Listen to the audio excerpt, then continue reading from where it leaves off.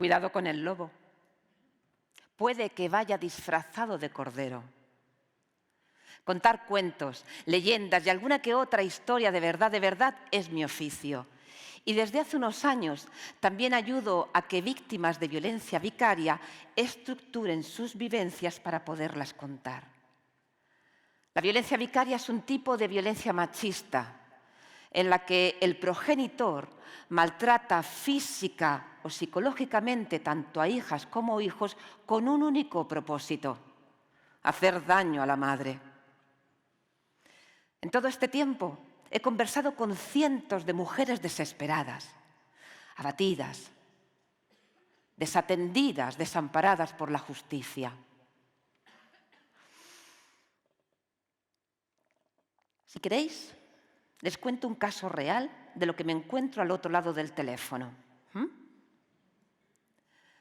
Esther me contó que es depresiva y que por eso sus hijas no la quieren, que antes sí, mucho, pero que ahora le cuesta ir a la compra, que tiene un puesto de responsabilidad en una gran empresa, pero que no es tan tonta como le repetía su marido, que se divorció hace unos 10 años, pero que fueron tanto los insultos que los tiene tatuados, y que recuerda perfectamente el primer día en el que las niñas empezaron a hablar como él, aunque nunca le pegó.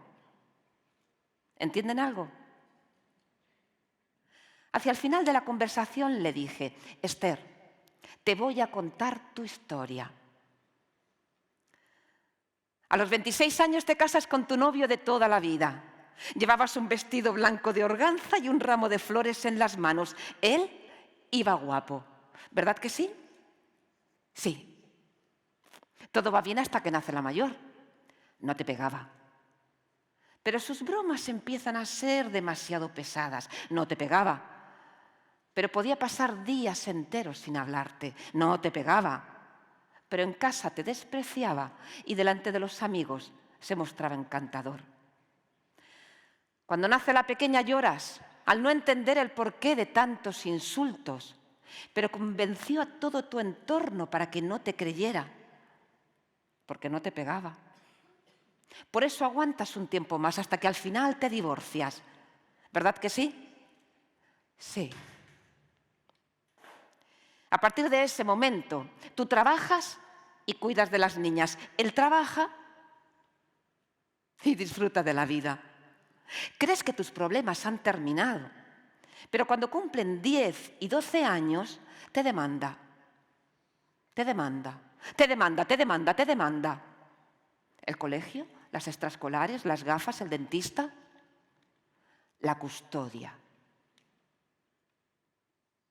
Parece un buen hombre, un buen vecino, un buen amigo, incluso un buen padre, pero ha convencido a las niñas de que no las quieres, de que solo piensas en ti, de que eres mala, mala madre. ¿Verdad que sí? Sí. Ahora tienes 47 años y debido a la violencia vicaria y al maltrato psicológico tienes depresión desde hace solo 2 años. ¿Sí? Y al rato me dice: Raquel, nunca antes me había contado mi vida así. Y esto no es un cuento, pero se parece mucho a una historia de terror. La mayoría de víctimas empiezan su relato por el final. Se enredan con lo último que les duele y, como veis, pocos las entienden. Esto hace que muchos las vean como exageradas. Y así la culpa y la vergüenza hacen que no crean ni en ellas mismas. Bien, para que una historia sea entendible hay que trazar la línea del tiempo.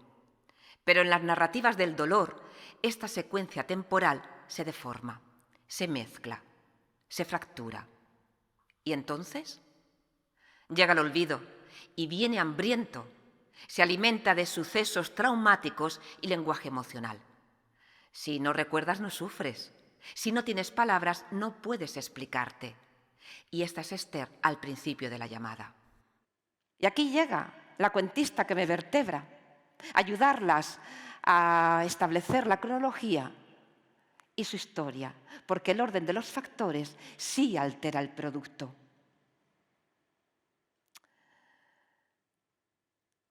Parece sencillo sumar acontecimientos, pero ¿quién haría el índice de su biografía si cada recuerdo le quitara el aliento? ¿Quién? Os cuento mi forma de trabajar. 2 columnas. A la izquierda, fechas claves. A la derecha, sucesos importantes. Y a medida que ambas crecen, se va trazando la línea temporal de la historia. Y aquí sucede algo fascinante. Aparece la cronología de la verdad. Te cuento lo que he vivido para que entiendas lo que me duele. La historia de Esther es dura, como la de otras madres. Pero, ya veis, se puede contar en 2 minutos. Al profesor, a la tutora, a un amigo, a la pediatra. Pero lo verdaderamente importante es que al narrar para que otras personas te entiendan, te cuentas a ti misma. Tu cerebro te oye y al hacerlo te crees. ¿Qué se consigue? Pues que la culpa, la vergüenza y el sentimiento de ser mala madre se hacen más pequeños. No desaparecen, pero se hacen más pequeños.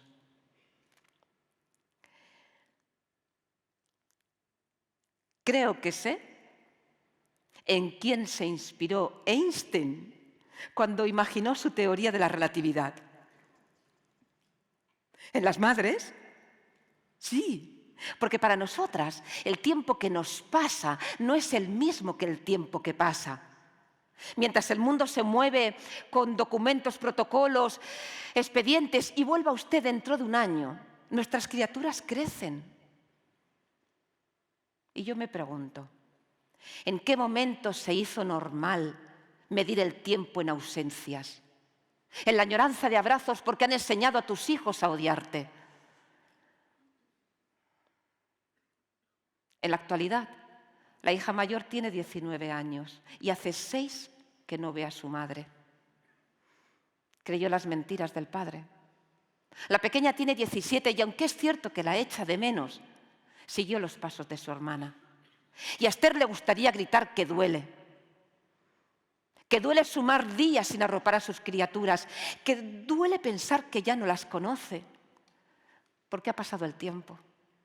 Demasiado tiempo, doloroso tiempo. Y la entiendo. Porque la violencia vicaria, física, psicológica, coercitiva, además es económica, judicial, institucional, social. Pero aún así me repongo y le digo que el próximo capítulo todavía está por vivir y que le puede pasar como al joven Blas José, que encontró una fisura en el relato paterno. O que en este tiempo de espera puede hacer como Maite, que pinta, queda con las amigas y tiene planes de futuro.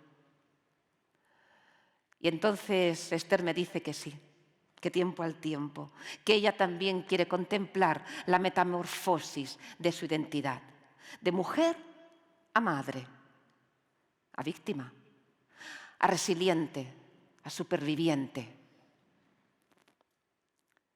Y quiero pedirles algo. Cuando regresen a sus casas, busquen a sus criaturas, no importa la edad que tengan, abrácenlas. Cómanselas a besos, incluso pellizquenles las mejillas y díganles, madre del amor hermoso, pero qué preciosidad eres. Háganlo, porque hay madres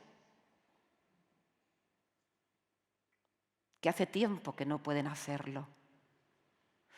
Y miren a su alrededor, y si se encuentran con un lobo disfrazado de cordero, cuéntenlo.